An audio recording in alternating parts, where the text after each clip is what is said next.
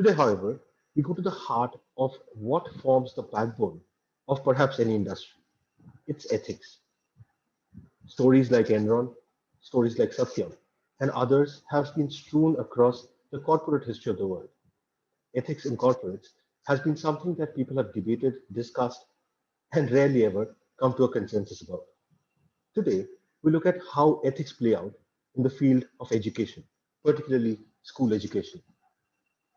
To tell us more about this, our first speaker today is Mr. Philip Burrett.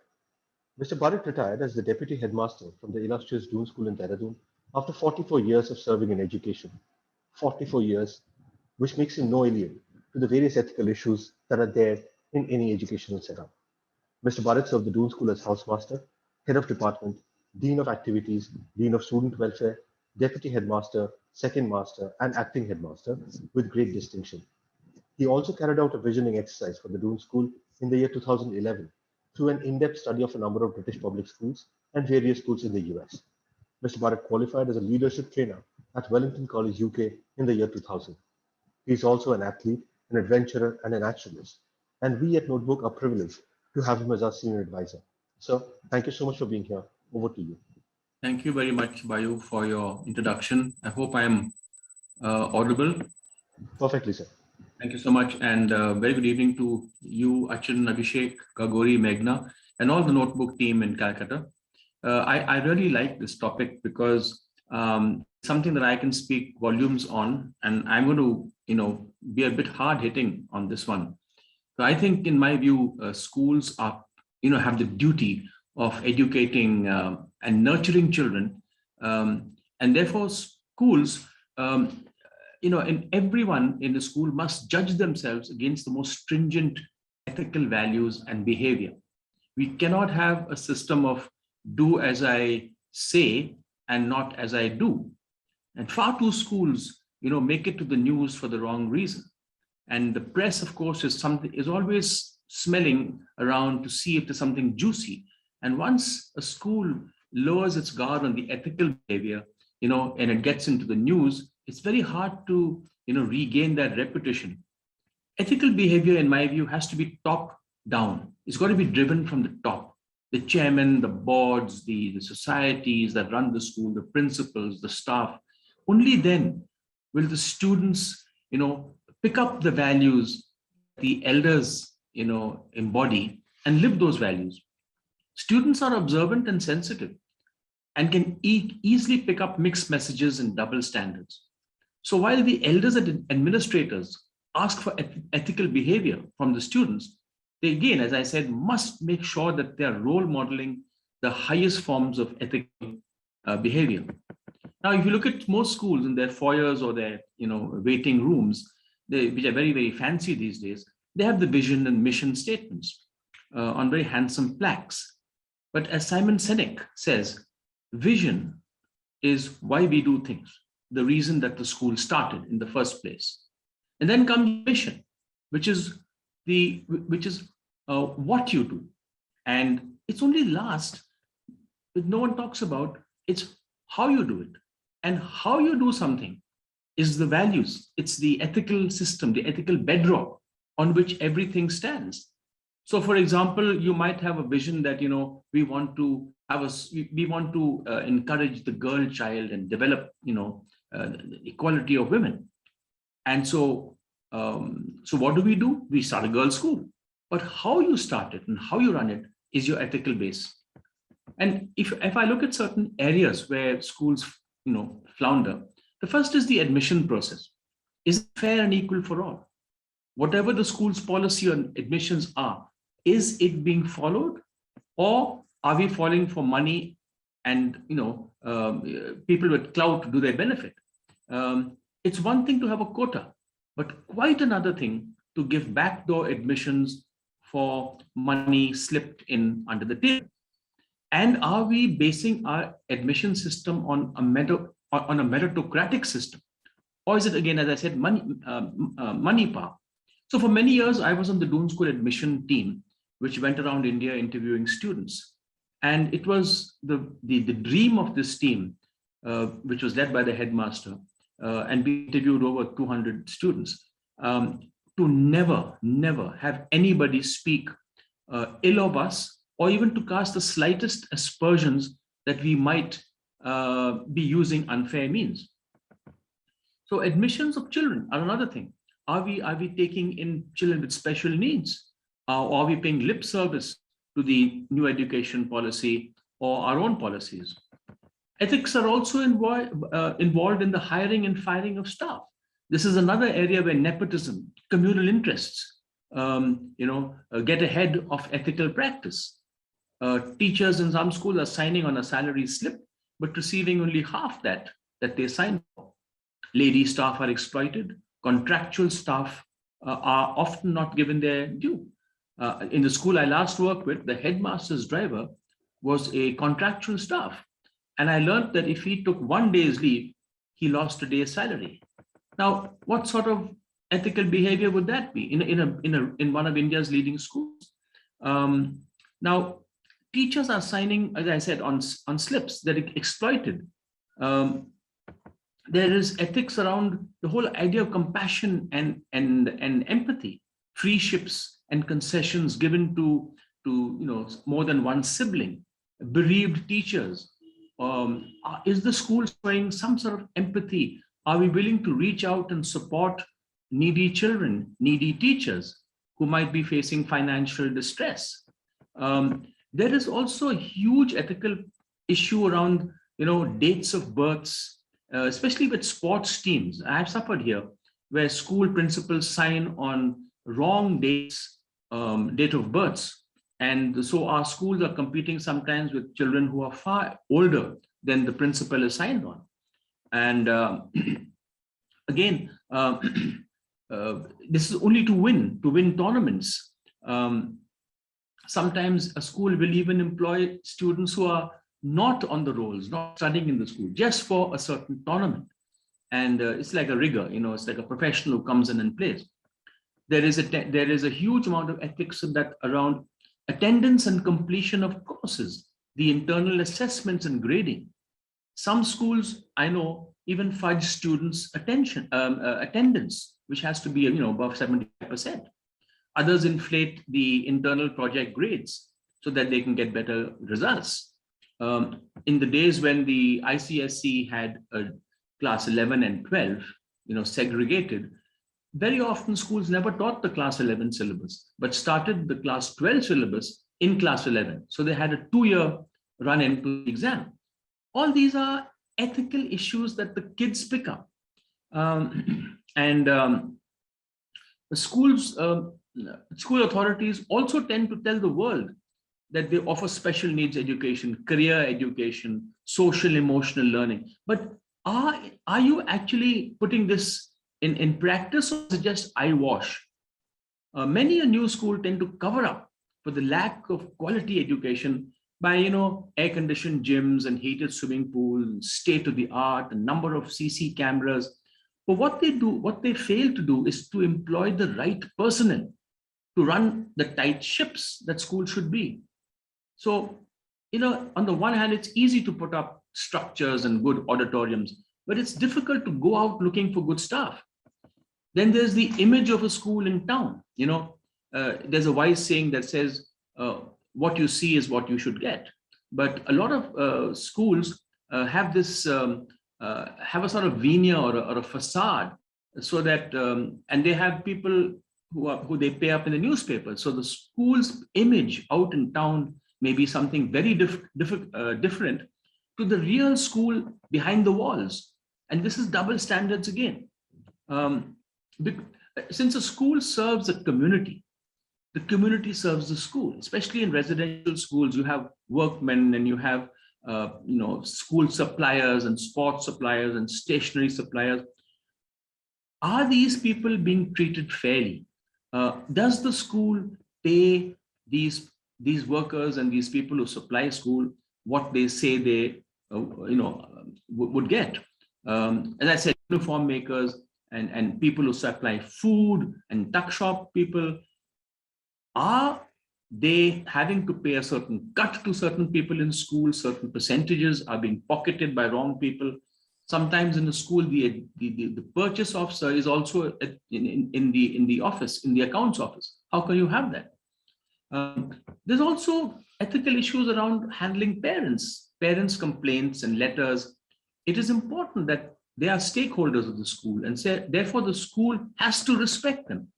The questions I ask is, are their mails being answered within 24 hours?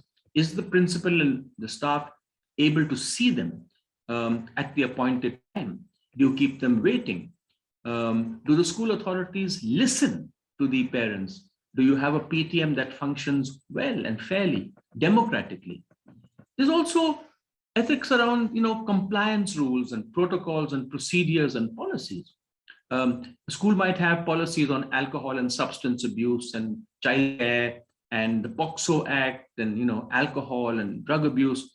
But are they following this? Now, at the Doon School, it was one of my jobs to sign up on these compliance issues that came under my purview, I think 4 times a year. And I had to go into this in very great detail before I wrote and I signed these compliances. There was no way that we were going to pay lip service to them and not put them into practice. And I remember once the headmaster who was there at our school, at an interview with NDTV, when he was asked, all the headmasters there who were being interviewed were asked whether there was substance abuse in school. And each one of those principals turned around and, with straight faces said, no, there's nothing here. They denied it. And when it came to the principal of the Doon School, he said, of course there is. Of course there is. We cannot deny it. There is some substance abuse and we are handling it. And I think that was an ethical way of facing up to the truth. Then some schools have legal issues, income tax issues, maintenance of building issues. Have they taken the safety precautions on fire and electricity, earthing of plugs? Is the lab safe? Do children wear masks and gowns? Schools will boast of having 120 CC cameras, but are they all functioning? Or maybe just half functioning, 1/3 functioning? Has the school been built on disputed land by ill-gotten money? Have they employed staff without taking background checks? Very important when you employ staff for a school. Apart from teachers, even support staff, they have to be verified, because at the end of the day, you're dealing with somebody's children. And then there are, the other issue is, how are staff managed? Are the staff members treated respectfully? Is there room for promotion and upgrading? Are they being trained within the school? Is the administration looking at their progress chart, their growth? Again, as I say, respect for the staff. Everything starts from respect of the staff. Is there an assessment policy? Are they being assessed, fairly? Or are there some people who are treated more equally than others? The blue-eyed boys and the blue-eyed girls who get all the goodies and the accolades. And sometimes the people who make the loudest noise get everything. What about the hard workers who work behind the scenes? Are they being looked at too? Finally, it is the students that matter the most.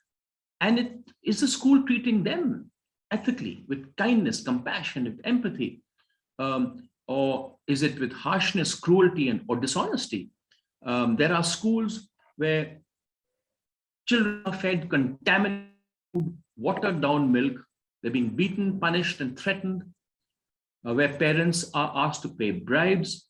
And in my schools should not resort to covering up the faults they make, but admit these faults, accept the faults, and move on. Because I think honesty disarms people. Very often schools stress too much on issues like smoking, long hair, or improper clothes. But I think the important issue that they lose out on are cheating, lying, and stealing, harming others, bullying others, hurting others. These are the ethical issues that have to be focused, not on issues that can be taken care of later. it takes much more than brick and mortar to build a school. To run a successful school, remember, children and parents and the world outside the walls are watching you.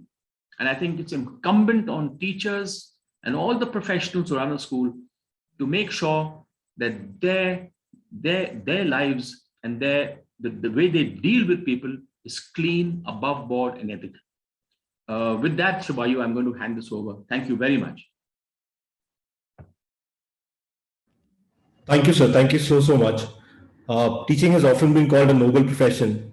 It's when we hear senior educators like you discuss the moral fiber that the job takes, we understand what that word really means. Thank you. Thank you so much for that. Our next speaker, ladies and gentlemen, is Achin Bhattacharyya. Achin is the founder and CEO at Notebook. A chartered accountant by training, Achin was a director at Deloitte prior to starting Notebook. He has worked in India and abroad in various senior capacities in GE, PwC, KPMG, and Deloitte. Achin is a fellow of the ICAI and a member of CPA Australia and CPA Ireland. He is also the recipient of the prestigious Indian Achievers Award. Achin is an avid reader and a passionate traveler with keen interests in economics, history, literature, and philosophy. He is a regular speaker at various forums and chambers of commerce and also contributes articles to numerous publications regularly. He is also on the board of some of the most renowned corporates and contributes significantly to their brand strategies. Achin, over to you.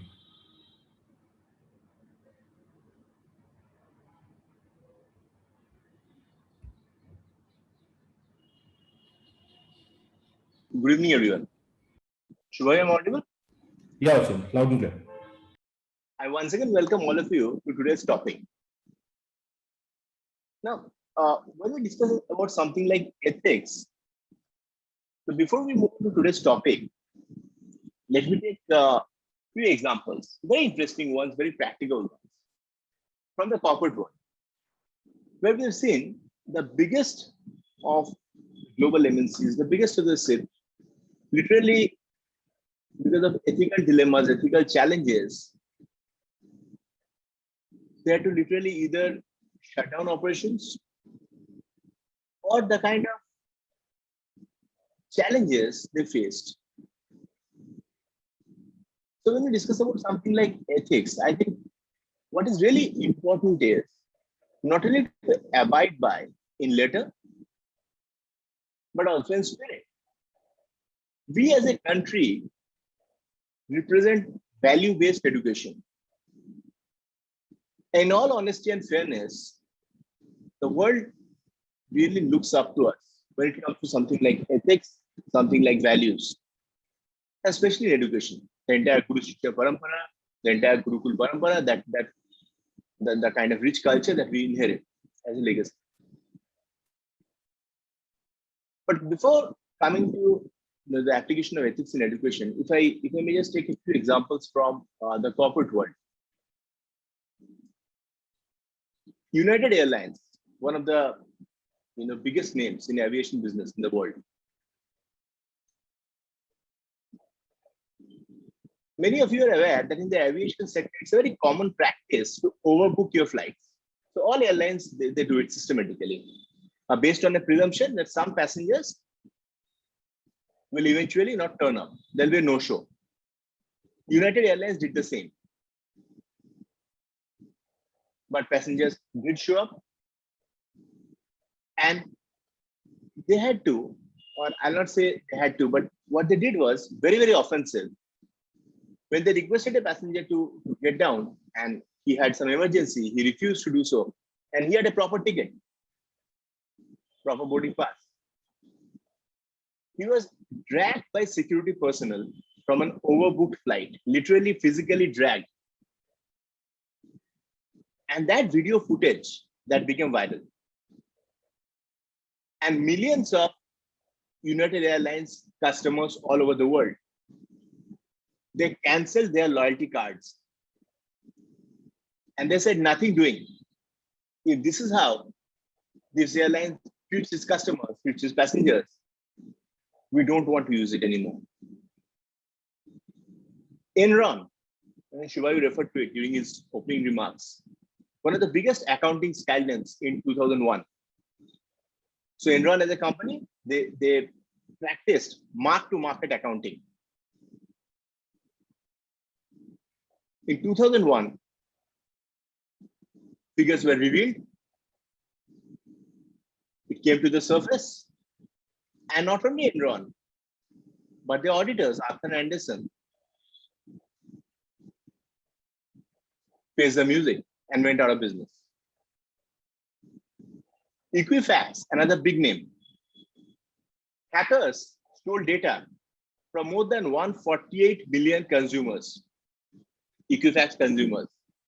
But what the company did, which is really, really, unacceptable, they didn't report the same for more than 2 months. They were sitting over it based on the assumption that things might never come to the surface. So they didn't intimate their customers. They didn't report it to authorities that something like this happened.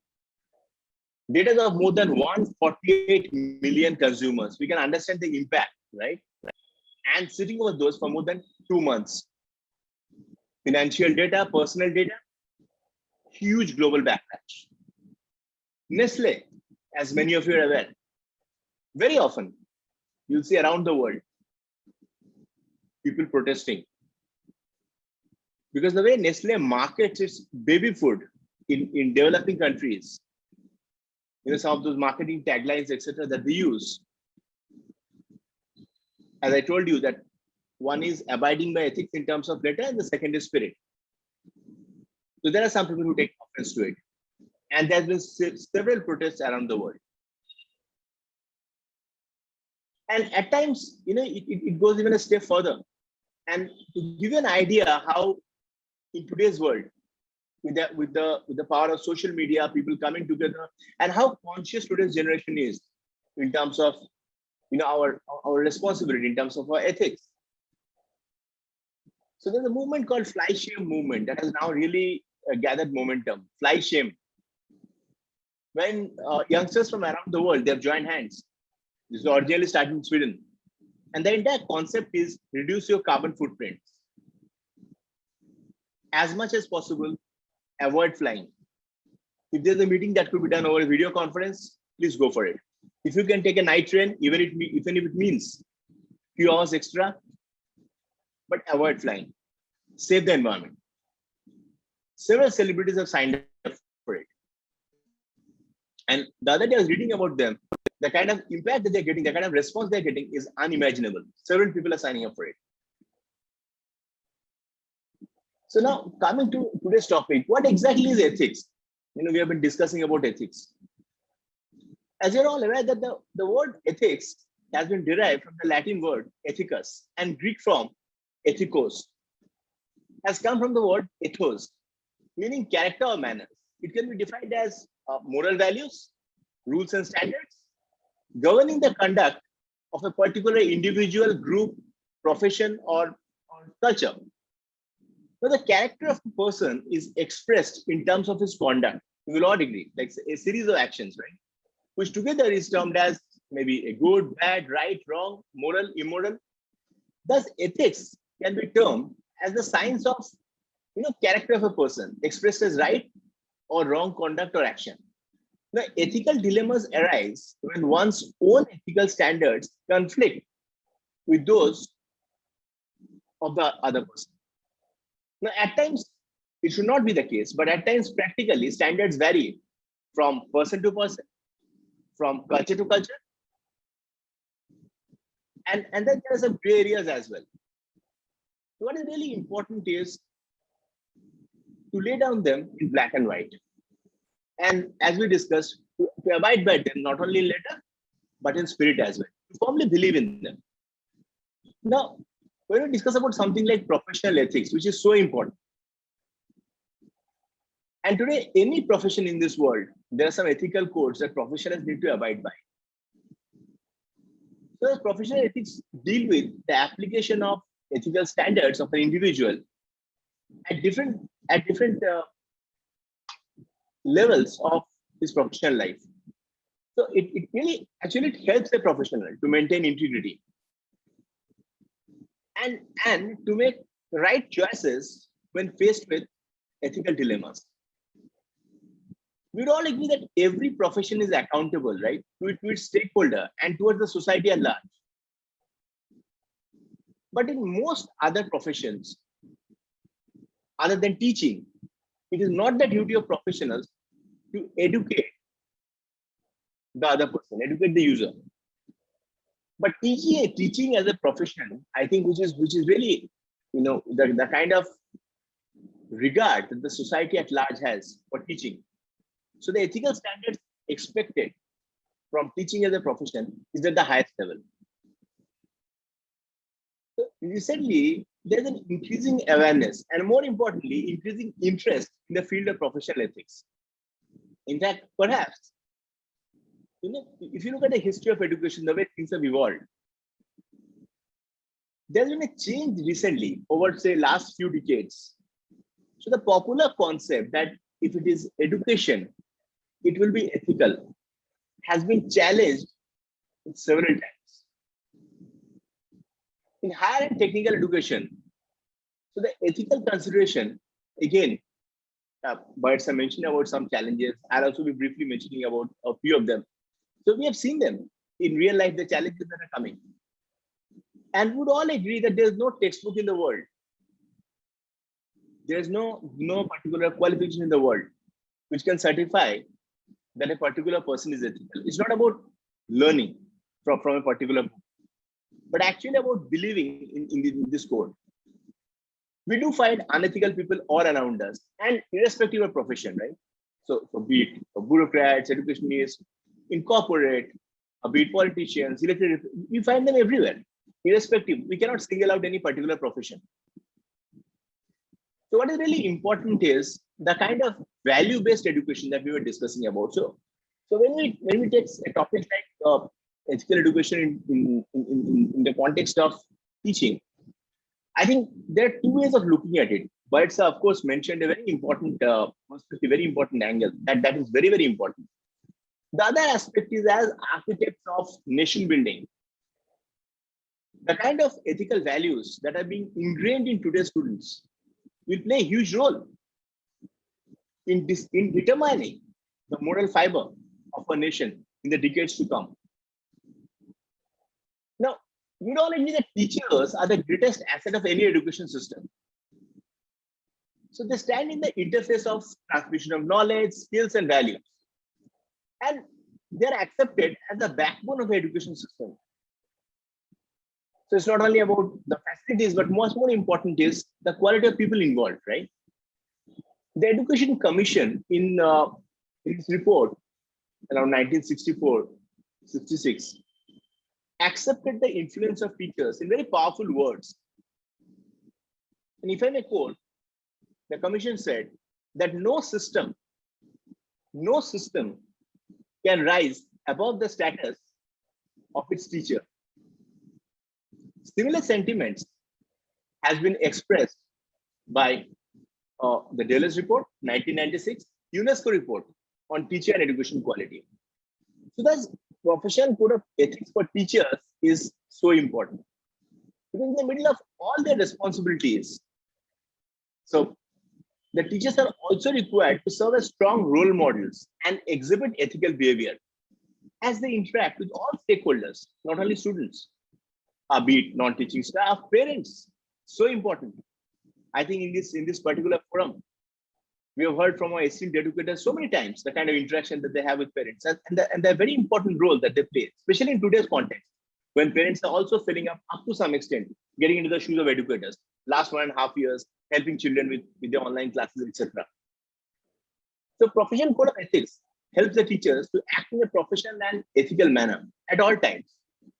Some very important and interesting aspects, like these are no-brainers. For instance, working with students, not showing any favoritism or discrimination. And values like integrity, persistence, responsibility, cooperation, loyalty, commitment, and respect for everyone. And I think as a nation, we are really proud of the kind of ethics that our esteemed educators are exhibiting, especially when we have seen during last 1.5 years how teachers have stepped up to the challenge and ensured that children did lose a precious year. Second, student safety. which is so important. So when we say student safety, I think in today's age, it really goes a step further from physical safety, of course, is important, but also with the kind of new age challenges the students are facing. Say, for example, digital innovation. So how students can be taught with regard to use of devices to keep themselves safe. Also, ensuring that the kind of dignity that the profession stands for, to maintain that dignity, which again is at the highest levels, working with colleagues, interaction with all stakeholders. I think interaction with parents is something which is very, very important. And then today we have a great panel, and I really look forward to hear from them as well in this very important aspect. So there are a lot of current ethical issues. I think issues like, for instance, if you look at the larger canvas, and we are not discussing about our nation per se. If you look at things from a global perspective, in a lot many places, I was reading about political interference and the kind of challenges it causes with regard to misuse of human resource management. At times, teachers being continuously used in other activities, not being able to give time. Challenges with regard to assessment, especially in higher education. At times when students challenge the fairness of assessments. And much more than K-12, this is more applicable in higher education. Teachers' absenteeism. I was reading a UNESCO report, which highlighted that teachers' absenteeism in India, for instance, was around at 25%, which is among the highest in the world. These are, of course, pre-pandemic figures. Now it's a completely different scenario. Also singled out few particular states where absenteeism rates are very high. Relationship boundaries, teacher-student relationship. There are various ways of looking at it. Again, especially more in a higher education context, and the challenges that are associated with it. So I think these are some important thoughts that I wanted to share with all of you. Burrett sir gave us a wonderful start, and we have a great panel here today, a very experienced panel. And I really look forward to hear from them on this important topic. I thank all of you for giving me a patient hearing. Over to you, Suman.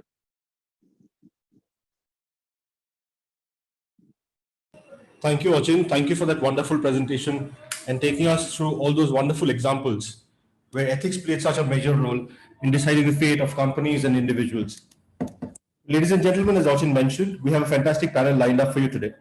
Before the panel discussion, a little bit about Notebook. We at Notebook are an EdTech product. We make short videos pertaining to school curriculum, and these videos are available both to the teachers as well as to the students. What this means is while you are taking a particular class or introducing a topic, you can use a notebook video to provide a visual understanding of the topic to your students. Also, months later, when the students have to revise that particular topic, they can go back and watch these videos on their personal devices, laptops, smartphones, whatever they have at home, and they can watch these videos over and over again. These videos give them a great way to revise the topics and also get reminded of what you had taught in class that day. I'm going to play a short montage of notebook videos for you so that you know exactly how notebook videos look. नमस्ते बच्चों, notebook में आपका स्वागत है। इस नए video को आपके सामने प्रस्तुत करते हुए हमें बेहद खुशी हो रही है। हमारा उद्देश्य है परंपरागत शिक्षा को आधुनिक तरीके से पेश करना, ताकि हमारी ये नई पीढ़ी या आप सभी कहीं भी कभी भी इसे आसानी से पढ़ सकें। Hello students, today we are going to study the story Madam Rides the Bus, written by Valli. The king, Louis XVI, had come to power in 1774 at only 20 years of age. The king helped the 13 American colonies gain independence from Britain. Curly brown hair turning permanently black. If you memorize this line, it will help you remember the ratios all your life. How? Let's see. Some people have is a way of remembering sine is equal to perpendicular by hypotenuse. Provides energy for everything you do throughout the day. Next is the nucleus, the brain of the cell. This is where all the secrets are stored. Why do you think you have black eyes as your parents? Aha! Thank the nucleus. Whoa, what is this? We are gonna drown. Don't worry, you're not going to drown. This is the cytoplasm. Sometimes, a fully grown individual, such as hydra or planaria or starfish, can give rise to a complete individual from its body parts. Isn't this interesting?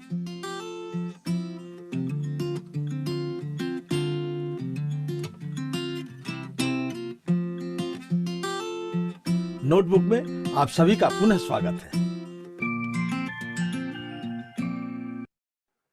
Well, those were a few of the notebook videos. There are more than 10,000 such videos available on our website, www.notebook.school, and on our Android and Apple apps. I would ask all of you to go through them because we believe it will be helpful when you're taking our classes. Well, ladies and gentlemen, that was about Notebook. We move on to the wonderful panel that we have lined up for you today. We have with us Ms. Parineeta Negi, who is the principal of the John Martyn Memorial School in Dehradun. She completed her MSc in Biochemistry and BEd from IGNOU with English and Science. She has been an educator since 1996, starting her career as a primary teacher in Paonta Sahib, serving for 10 years, and then shifting to Mussoorie. She served in Hampton Court as English and Chemistry teacher for middle school. She also worked as a skill development trainer for the SIDH NGO for 1 year. She was the founder teacher of the Himalayan International School in Kempty and was the third principal of the school, serving them for 10 years. She is currently at the John Martyn Memorial School since 2019. Ms. Negi, thank you so much for being here today. It's a privilege to have you. We also have with us Dr. Neeru Arora, who is at present the principal of the Gobindgarh Public School in Punjab. Dr. Arora holds a PhD in English Literature and MPhil, is UGC NET qualified along with an MEd and a BSc in Medical. She is resource person for CBSE workshops on teaching English language, classroom management, and leadership. An educationist by profession and a trainer by passion, she has been doing this for more than 16 years. She's also worked as an assistant professor in various degree colleges and teachers training institutes. She worked as the training head in FCS Foundation for Punjab Senior Secondary Schools. She's handled many assignments as a resource person for various faculty development programs and worked as a proofreader, translator, and editor for books and research work. She's been working as a school principal for the last 9 years, and she has delivered many successful workshops on good parenting, effective communication, and life skills. Ma'am, thank you so much for being here today. Privileged to have you. We also have with us Mrs. Suman Sood, who has been working in the space of primary and pre-primary education for more than 35 years. She started her career as a teacher from a high school in Kolkata in the year 1990 and learned to be proficient in curriculum development, integration of technology, and various other fields, collaborating with schools across the world. Former director of Mongrace Montessori House Group of Schools, Mr. Sood is presently director of BD Memorial School, having 6 branches of pre-primary and primary education in Kolkata. Mr. Sood led schools to be ranked number 1 and amongst top 5 in pre-primary and primary education by prestigious surveys conducted by Education World, Education Today, Brainfield Gurukul Awards, and various others. As a British Council School Ambassador, she led Montessori schools in India for the first time to achieve British Council International School Award. She has also co-authored sets of history and civics books and is a recipient of Intel National Award and Vidya Mandir Society Award for Best Integration of Technology into Education. She was also the recipient of Early Childhood Association Award 2019 for exemplary contribution to early childhood education and AKS Global Teacher Award 2019. She has been part of the Learn It delegation that traveled to London in January 2019. She also visited China in 2019 as part of the 4-member Indian Women's Leaders team. She has also visited Hong Kong, Dubai, and London to understand the workings of the schools there. She started the ECA Kolkata chapter under mentorship of Dr. Swati Popadwats and has been instrumental in bringing about a wave of change in the way parents and community have been perceiving early childhood education. She is also attached to various NGOs and organizations and has organized various global exchange programs in collaboration with Environment Education Manager of San Francisco SF Environment for increasing cultural and environmental awareness.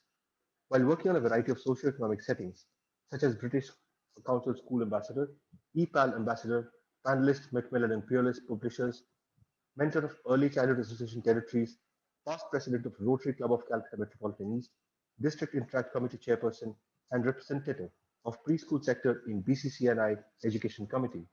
She is dedicated and committed to early childhood and primary education. Ma'am, privileged to have you on the panel today. Thank you so much for making the time. I shall stop my share now and we shall switch on our videos so that we can see each other. Once again, a very good evening and welcome to the panel today. May I request all the panelists to please keep their cameras on at this point. Parineeta ma'am, thank you so much. Mr. Sood, thank you so much. Dr. Arora. Good evening, ma'am. When we're talking about ethics in education, I just wanted to get an initial sense that in your illustrious career as an educationist, what are the key the ethical issues that you would have faced in an educational setup? Ms. Negi, if we may start with you. Good evening, everyone. Today I've heard many things and new things from the educators here. And I would like to start with the very basic because I have been working with the primary and pre-primary sectors.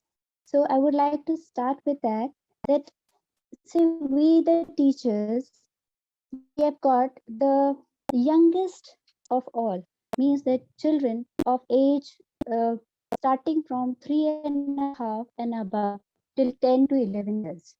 And we as the educators can mold them in any shape we prefer to, right? And being educators, it is our moral duty to give them a good education, and rather good moral issues should be inculcated into the students so that they become a good citizen of the country. Now here we are talking of the ethics of the education. Well, right from the starting, when we say starting from the admission of a child, many of the parents, just excuse me because I need to give a small description about my school in Dehradun. My school is for the underprivileged children, and we have very beautiful kids there. Beautiful in the sense that kids are all the same wherever you go.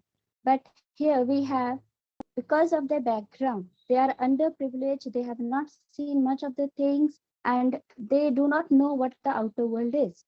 So here, what we get is that when they come out to us, when these parents they reach us for the admissions, we really feel happy to give them the admissions at that time. But the problem lies when the other, who we say they are well off from the families, they come to us for the admissions, and then they pressurize, for the admission of their child. No, my child must get it because it belongs to the community. And then it is one of the things that is really very, we may say, not to the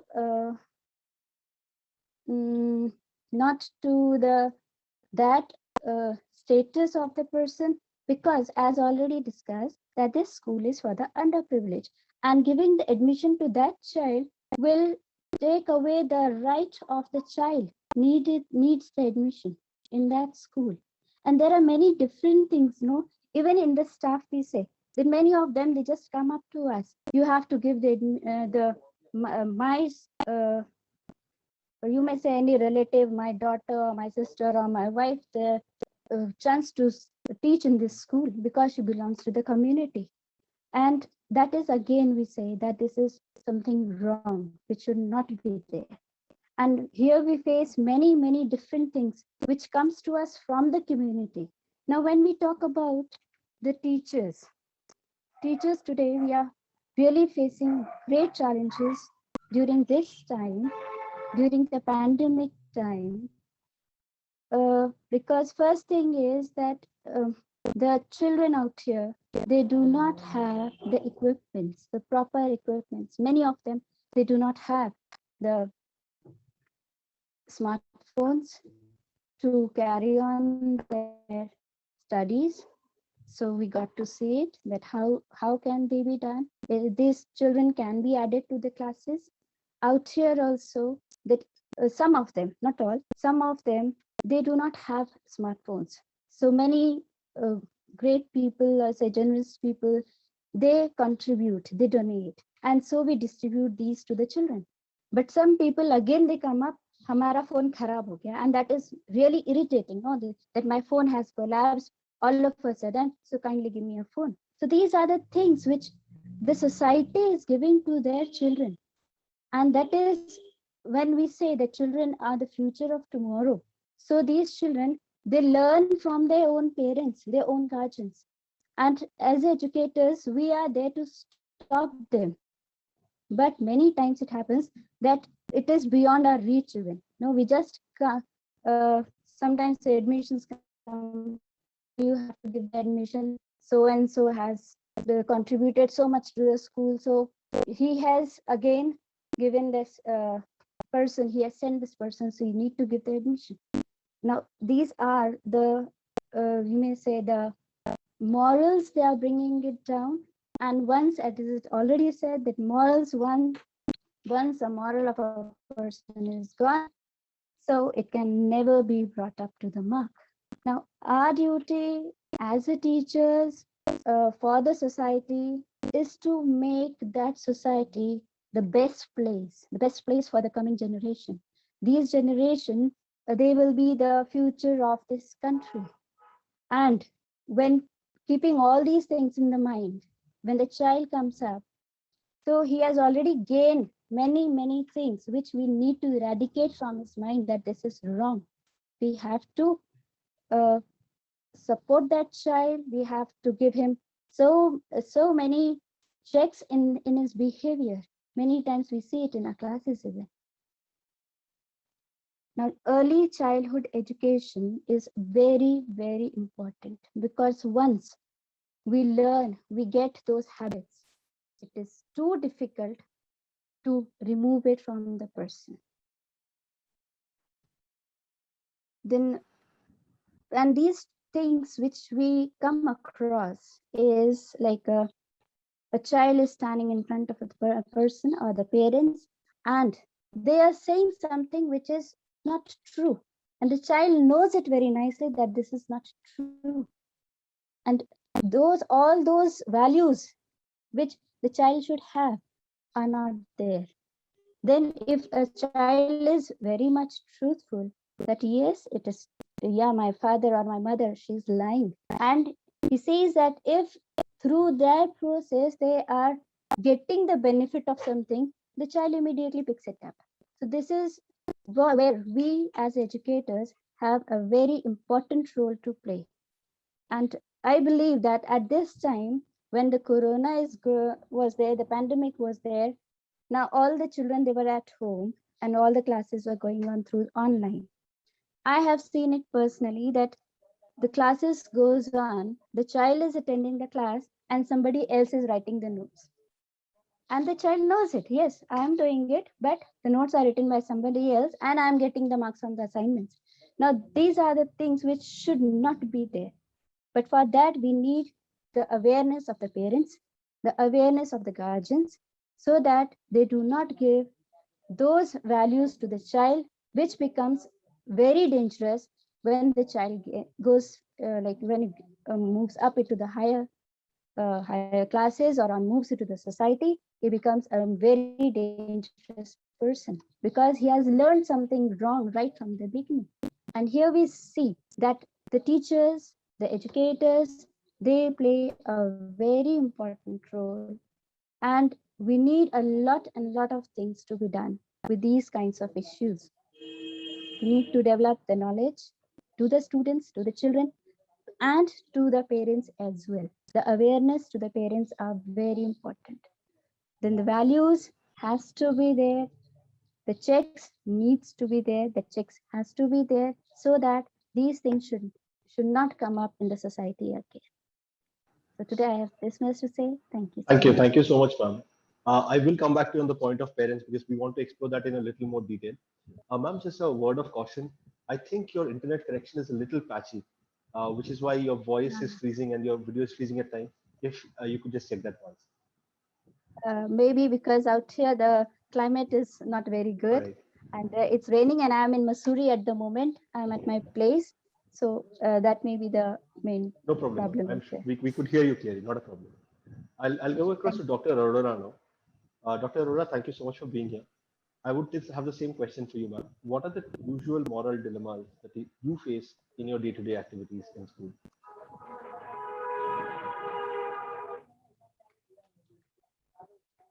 Ma'am, you'll have to unmute yourself, please. Ma'am, you're on mute.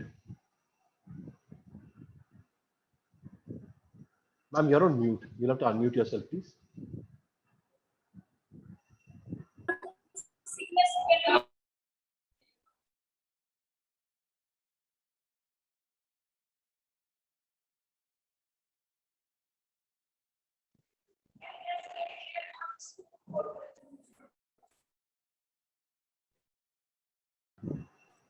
Hi, very good evening. Am I audible? Good evening, ma'am. Yes, ma'am. We can hear you, but we can't see you right now. Yeah, I have switched off my video because of the network connectivity. No worries, ma'am. Please carry on. Okay, so let me start with an example. Recently, what happened in my school that I was just interacting with the children, and one of the girls in one of the classes, senior classes, she misbehaved with the teacher and asked her to come near to her. And when the teacher came near to her, she said, "Ma'am, क्या आपके toothpaste में नमक है?" When I asked, the teacher complained to me that, "Ma'am, this has happened to me. That was really, humiliating in front of all the class. The child has said it like this." Then actually I interacted with the children and I came to know about a game which is the Truth and Dare game, in which one of the girl child has taken the challenge that I am going to, do this dare, and I'm going to tell this to my teacher कि आपके toothpaste में नमक है कि नहीं. So now tell me, isn't that an ethical issue? Wherever society is going and where our children are going.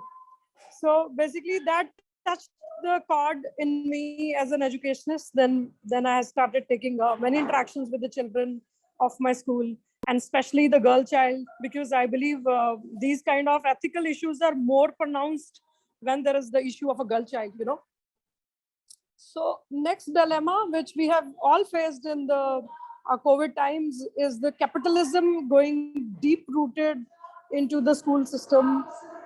If you go to the school system in 1980s and 1990s, you will find out that teachers were respected like something. And the school owners and the people who used to establish the schools, they used to be respected like something. They were the people where the actual seats of civilization used to be in earlier times. But now it is thought that they are the, money mongers, the money collectors, or they are the people who are doing the actual money laundering in the society. So that is an ethical issue which we have been facing. Another ethical issue which we have been facing is, suppose we ask for some quality. Suppose the biggest dilemma has been in online and offline exam. So when you ask children to appear in the online exams, their parents will come in the groups and they will tell you, okay, no, our children will be going for offline exams only. Corona ko leke, you are not serious and all that.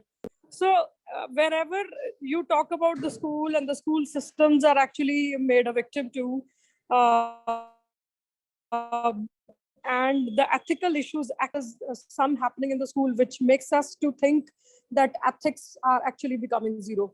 Talk about teacher fraternity, talk about the school ownership, talk about children, talk about the non-teaching employees and the support staff in the schools. Everybody is going into the same.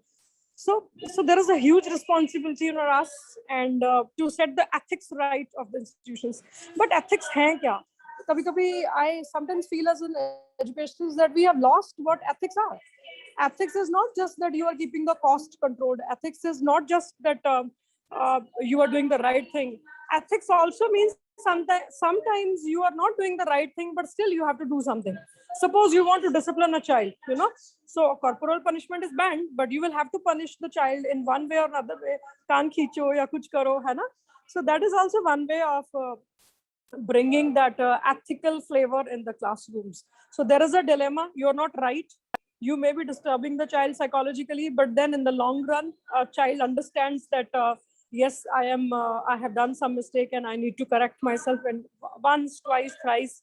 This is the way to correct. So what I mean is that sometimes your ethical dilemmas are so many that you are not able to choose what is right, what is wrong.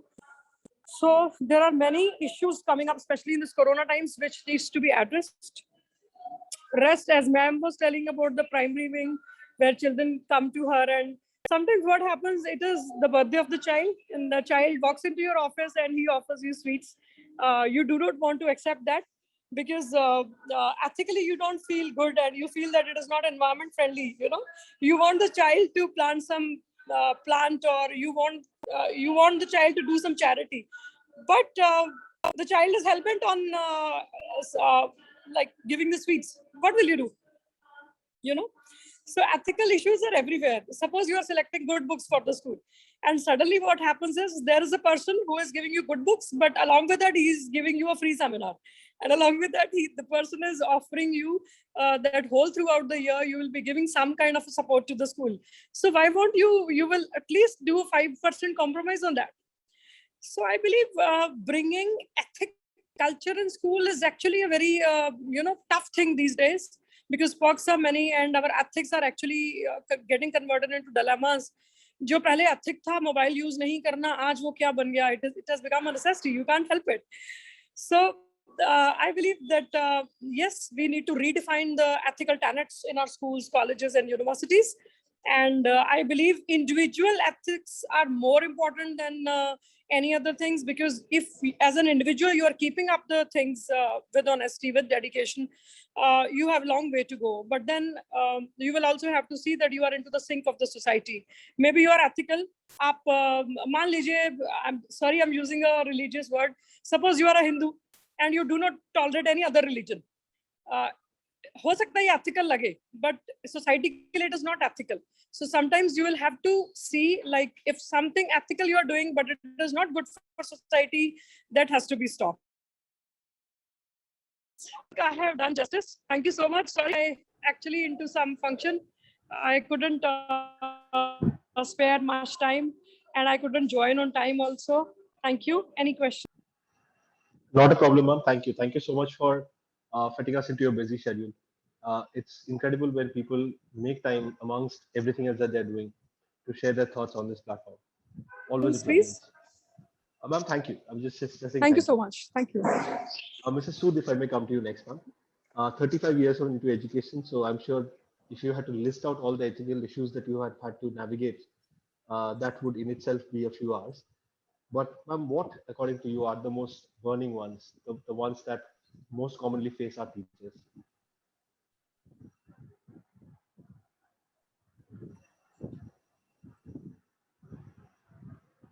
Ma'am, you're on mute. If you will, yeah, thank you. Good evening, everyone. Thank you for having me on the panel for such an important discussions, very pertinent points. And first of all, my regards and respect to the two speakers who before spoke in the beginning. So I think they said it all. And regarding the problems or regarding some case studies or regarding some experiences that we as educators are facing in our everyday life regarding ethical issues. So I think every day there is something or the other that is happening, and we are wondering whether this should be done or this should be there or not, whether we should agree to, according to our ethical policies, to various different experiences that happen with parents, whether or with children or with teachers. So first of all, I believe the hotspots that are there for ethical issues are basically on conduct, assessment, teachers' behavior as a role model, and also the parents. So the education, the stakeholders in any school or any educational institution are these people. So we need to define the ethical values, or we need to define the ethics related to all of them. So it is not one. And as a pre-primary and a primary and the early years educator, I feel it is very important to be a good role model for children, because when it comes to ethical issues with children, so if you show that 5 core values, I believe, which define ethics, and those core values are honesty, your responsibility, and respect, fairness, and also compassion. So if an educator or even a parent, any adult for that matter, shows these or is conscious and while behaving in their everyday life or in their behavior, they're conscious of these 5 core values, I think we can be good role models to children. Now, what happens is when the say the issue of attendance. A child is not coming to school. After 5 or 6 days, the child comes back to school and the parent brings a medical certificate and the child says that they had gone for a wedding. So what are we teaching the child? The child is learning dishonesty right from the beginning. And the parent makes sure that the parent tells the child, when the teacher asks you, say that you were not well. So we are teaching the child to tell lies. So, and similarly for teachers also, there was an issue, which is there. I think it must be common in many of the schools, because teachers, their behavior towards children is often defined by favoritism, many a times, or by certain other reasons. Their behavior gets influenced towards the children. So here the child suffers without the fault of the child, and the teacher sometimes even without realizing, because they feel it doesn't matter, or they are so their behavior is colored in such a manner because, by the issues that are there in their mind, that they actually forget that they are doing injustice to the child. So whether it be giving inappropriate punishment to the child, because the child may not deserve it, but the teacher, because the teacher has some kind of a problem with that child, so ends up punishing the child. So in those cases, I think these are some extreme cases, but it does happen. And these are the things that we need to look into. As leaders, we need to be very, very conscious about the situations in the institutions. We need to be good role models, and we need to keep on in stressing upon these values. And at the same time, this COVID era and the pandemic has shown us that the lines between the ethical and the unethical behavior has really become blurred. When we are into online teaching, so as I think Parineeta, Miss Parineeta Negi, she had said that one child in her school was not attending classes or is not attending classes, and the parents are attending the classes or, doing the work for the child. Well, it happens, but we actually shouldn't. I personally don't blame the children. They've had enough of the screen time. So they need a break also. So whom do we blame? Are we going to be blaming the parents here? Are we going to be blaming the children here? Or, I think now is the time when we need to be very flexible until we come back to the face-to-face classes. So the online ethical issues are different. So we need to look into that, into those in a little flexible mode. And also with younger children, we even for adults for that matter, that policy of zero tolerance policy may not be very, very effective. We need to give a second chance at times, and we need to understand the situations. So as a school leader, as an educational leader, I feel these are some of the things that we need to look into. And also there are things like, for assessment also, a lot of ethical issues are there.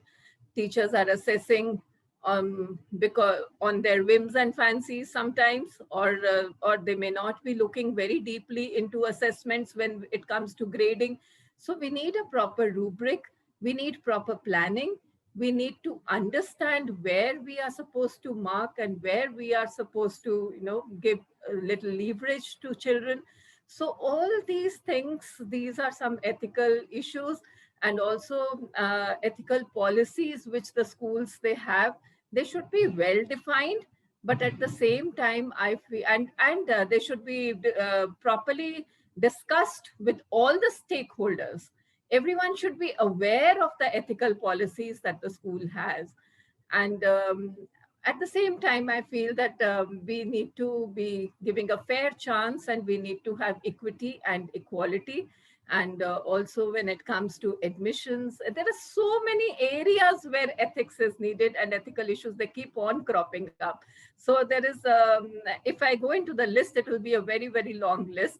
And I think we can write a book on the varied experiences that we have gathered as educators. But since the time is very less, so I would just like to end with this, that again, stressing on the fact that as role models for little children, if we remember these core moral values, that is the honesty, respect, and responsibility, fairness, and compassion, then we can surely lead the way and we can show the way to our little children and help them to become more ethical in their outlook. Thank you. Thank you, ma'am. Thank you so much for that. That was absolutely wonderful listening to the variety of experiences and the different perspectives that you can look at them from. Before I go on to the next question, we have a few questions on the panel. I know Bharat sir has answered a few of them. Just had to speak about one or two of them. Somebody has asked a question that if somebody on the chair is involved in sexual assault in the campus, what options principal has in preview of the laws? Sir, here's the thing. Sexual assault is not an ethical issue. It's a humanitarian issue and it's wrong everywhere. There is absolutely zero moral leeway in terms of it being right or wrong. So if you know of a case where there has been a sexual assault, please do notify the authorities because there are serious laws and legal implications of that. As Bharat sir has mentioned, it violates the sexual harassment policy and the POCSO Act. So I hope you take that up. Also, there's a question that are parents responsible to cultivate and implement ethical issues at home level? And this was kind of a segue into my next question because while the students spend a certain amount of time in school with the teachers, they also spend a lot of time at home, more so in the last 18 months. Now, what we have also seen in the last 18 months, because of the pandemic, because of shrinking incomes, a lot of parents have also been pressurized into a zone where their behavior is not always, strictly speaking, ethical.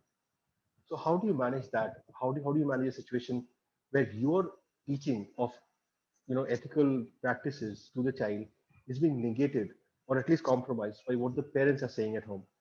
Dr. Arora, if you can, is Dr. Arora there? I think she's lost contact. Suman ma'am, if I can come back to you on this one. When you have a situation where the parents are kind of counterproductive in whatever you're teaching in terms of ethics, how do you deal with that situation?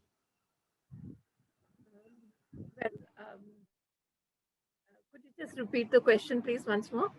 Sure, ma'am. I'm saying that while you are teaching the students ethics and ethical values, the parents are sometimes at home not behaving in a way that's very ethical. And therefore, as you mentioned, a student is caught in the crossfire. With specific situations where parents are not being ethical, how do you deal with that situation? Here we need to speak to the parents because it is important to bring it to the notice and it is important to have a one-to-one conversation.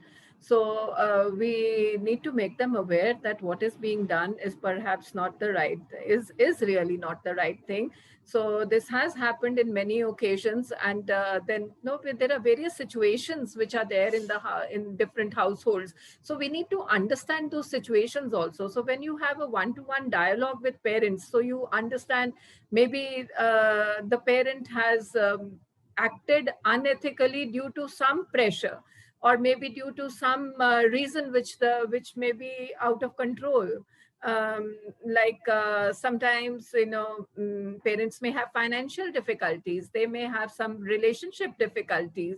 So in those cases, what we feel is unethical, the parent may not be feeling that it is unethical for him to act that way.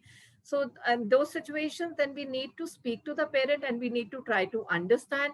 And also we need to have these orientations. So when the orientations are there and when we are talking, as I said, the policy of the school has to be clearly defined and has to be shared with the parents also, so that the parents understand that this is the policy. So as far as possible, we need to be strict about it. But in certain cases, we also need to give them a second chance and we need to try and understand what the parents are going through and why they are behaving like this. Because And through these meetings and through the seminars and through now we have webinars. So through all the through all these dialogues, we need to bring home to the parents this fact that for the sake of the child, we need to work together, and we need to ensure that as role models, we are, if not perfect, we are near perfect, so the children can follow us, and they can, because children, they emulate whatever they see, they do that.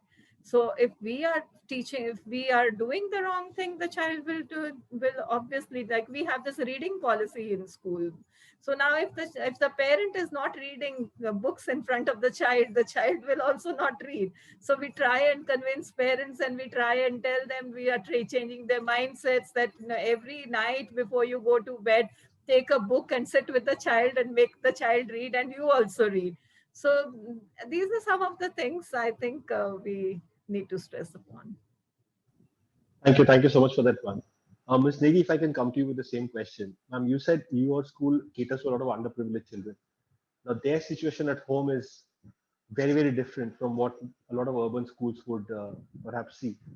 You deal with first generation learners or people who come from homes which are not very affluent, and as such, ethics are not perhaps the first thing on their minds. What has been your experience, ma'am? As Mrs. Sood has said, that is the only correct way to go. That way we have to talk to the parent if he behaves in such a manner, because the problem has arisen from his end.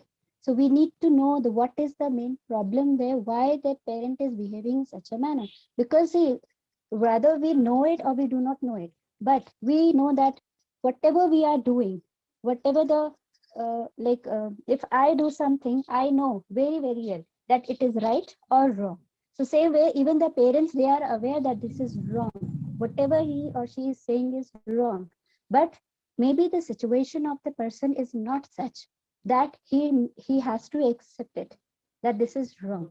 He says, no, this is right. This way you have to go. So we got to make him realize that yes, maybe your situation is this, but we have to transfer that value to the child. So we need to check that person. We need to talk to him, and there are different ways we can talk to the person. As already said by ma'am, that we need to go to the we can have one-to-one meetings with the parents, and nowadays obviously we have these webinars, but still we say that the parents are not aware of these webinars. So we need to call them on WhatsApp or the Google Meet, through which we conduct the classes, and then we can talk to them. Try to help them to plug out their problem, or if not plug out, at least we can release them to some extent so that such problems may not arise in future. Thank you so much. Thank you so much for that, ma'am. Ma'am, besides the parents aspect or the students aspect, as heads of institutions, you also deal with young teachers who come and they start working under you. This is the first time they're facing students, the pressure from parents, and under pressure is when our ethics start crumbling. How do you deal with that when you see a young teacher going through that struggle? See, it happens many times in our school, because in last 2 years, this is the procedure going on through the online classes. First, we were having the WhatsApp. Now we are using these Google Meets. So what happens is that the child is there. He has opened up his mobile phone, and he has already shown there he is present, right? But the child is not at all present there. Only the attendance is there. The child is absent. Now the teacher, as all of us, we have our own background. So the teacher may be suffering from some problem at home or some stress that time, may behave in such a manner which is not acceptable at that time. But then we talk to the teacher as well. Then we try to make her understand that this may be the problem. We can discuss with the teacher, because even the teachers, we can of course talk in the webinars or the Google Meet, and then we can have a discussion. So we do have discussions regarding this, and same problem arises at different places, not in one case, those problem may be in the different places. And then these cases we discuss with each other that what should be the sort out way for that. And then we talk to even to the parents. Let's call the parents someday, add him to the WhatsApp group or to the Google Meet, ask him to come there, talk to sometimes. But many times it happens that parents, they say, ma'am, we are not free till 8 o'clock at night. So now at 8 o'clock, sometimes we sit there till 8 o'clock because we need to remove that problem from there. So many times we do. And sometimes it happens that some task is given to the child. Now the parent will come at night, he will ask the child to do, and then the child is sending that work at night, sometimes even at 9 o'clock or 10 o'clock. Then we have to make them realize that this is not the correct time even. You need to have the sense of time that this is not the time, that if the child has done the work, you can send it in the morning, because we know the parents are not available. So the best thing to do is to talk to the person. One-to-one interaction is the best way to sort out, which we feel is the best way to do the work. Wonderful, ma'am. Thank you. Thank you so much for that. Mr. Sood, if I may come to you with the same question. Ethics of young teachers. Sorry? How do you ensure that the younger teachers who are facing that stress of being in school for the first time, how do you ensure that they stay ethical, their moral fiber remains intact? Younger teachers regarding? When the younger teachers are joining school for the first time, they're Yes. facing students and parents for the first time as well. And this is when the pressure would perhaps kind of push them to abandon their ethics. How do you ensure that they stay the course? Absolutely. This is a very pertinent question because this happens, and it happens in all workplaces, I think. First of all, these young teachers, when they join as trainees or when they join as, with very little experience, so at that time, they are joining a place with a lot of anxiety. So they don't know what they are supposed to do, how they are going to be, taken. So many a times we have teachers who have the older ones who have a lot of ego problems. So for them to accept ideas from younger teachers also becomes a question of ego. So this happens, and but then we just have to really handhold them. We have to take them into the fold, and we have to give them a lot of training, and we have to first make them aware of the system, and we have to absorb them in such a way that they have to be when we have, like now we are having online classes. So when a new teacher comes in, so we are not giving the class to her immediately. So that new teacher will be kind of a standby teacher, or she'll be with an older teacher. So that older teacher will be the mentor for that teacher, so that she learns the system, and slowly she gets into the system and is introduced to the parents also as a teacher. So when she starts interacting, and when the parents also become aware of her, so then they are happy to accept. So we try that we take in and the ideas also from the new teachers, and we make sure that those ideas that the teachers have and they are giving the new ones, so we are sharing with others, and we are giving them the due recognition, because when they are trying to whatever they're trying to do, so that recognition, when it is given, so then even for the parents it becomes they are happy to accept, and they feel, oh wow, this ma'am is good. So that is how things work. Wonderful, ma'am. Thank you. Thank you so much for that. And to both of you, thank you so much for being part of this discussion. For me personally, it's been a tremendous learning experience. Because in corporate, typically ethics are looked at in very black and white terms, that this is right, this is wrong. And while in your case, with education, what I'm realizing is while the right and wrong are still just as inflexible, there is a lot of empathy and flexibility in the terms, in the ways that you deal with the ethical issues, which has been fantastic to know about. Well, thank you so much for this. It's been fantastic being your host today. I will now invite Achin back for the official vote of thanks. Achin, you have quite a bit to thank for. Go for it. Yeah, so I think a very good session we had, but sir, thank you so much for giving us a great start, and so I think for some mentioning some very important points which later point of time also our esteemed panelists definitely elaborated in further detail. But really thank you, sir, for setting the pace for the evening. Suman ma'am, thank you so much for taking your time out and being a part of this panel. Pleasure is all out, ma'am. So I think very appropriately you highlighted the importance of 5 core values. So I think the whole concept, that is very self-explanatory. It's all encompassing, and also the whole concept of fairness, impartiality in terms of dealing with students, in terms of behavior, and also being role model for children. So these are, of course, these are pillars based on which the entire superstructure of ethical behavior can be built. So I think, ma'am, very appropriately discussed. Thank you so much for your time. Parineeta, ma'am, I think you really spoke in details about the importance of one-to-one communication, which I completely agree. So I think that is very true, ma'am. And also, I think the other aspect that you highlighted in detail, Parineeta, ma'am, is the importance of patience. So whether that we were interacting with parents, at times, adjusting to the schedule, but again, making them understand that, with regard to ensuring that, okay, we devise a proper model of working, wherein all stakeholders, because at the end of the day, with this, if there's a seamless, flow of information, if there's a great bonding, if there's an element of trust and mutual respect between parents and teachers, of course, the student stands to benefit, which is, of course, the objective of the entire exercise.